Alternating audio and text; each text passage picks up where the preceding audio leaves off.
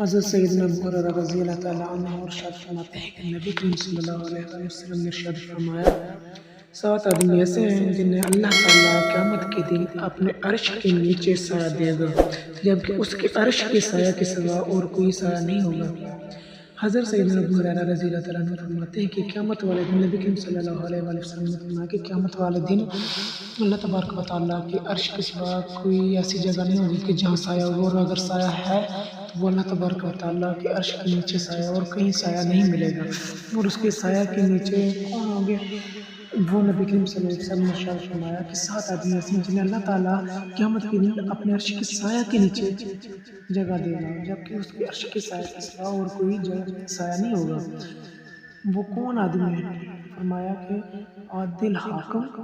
نوجوان جس نے اللہ کی عبادت میں جوانی پائی، یعنی کہ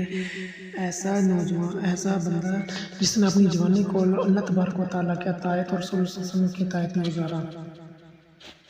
بلکہ فضول کاموں میں نہیں۔ اور ایسا شخص جس نے اللہ کو تنہائی میں یاد کیا اور اس کی آنکھوں سے آنسو نکل پڑے، یعنی کہ اپنی دنیا داری کے کام کو چھوڑ کر خالص اللہ تبارک و تعالیٰ کی رضا کے لیے اور اللہ تبارک و تعالیٰ کے ڈر سے اس کی آنکھوں سے آنسو نکل پڑے۔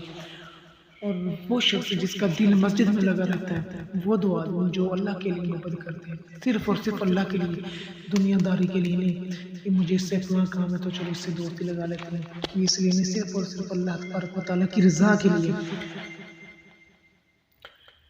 اور وہ شخص جسے کسی بلند مرتبہ اور خوبصورت عورت نے اپنی طرف بلایا اور اس نے جواب دیا کہ میں اللہ سے ڈرتا ہوں، اور وہ شخص جس نے اتنا پوشیدہ صدقہ کیا کہ اس کے بائیں ہاتھ کو بھی پتہ نہ چل سکا دائیں نے کتنا اور کیا صدقہ دیا۔